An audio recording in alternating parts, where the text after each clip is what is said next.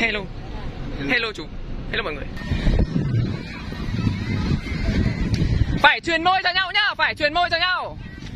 Ôi giời ơi, đội này đang bứt tốc ạ. Vâng, đội này bứt tốc rất nhanh. Vâng, rất sát nút, rất sát nút. Rất sát nút, vâng, đội này đang lên, đội này đang lên.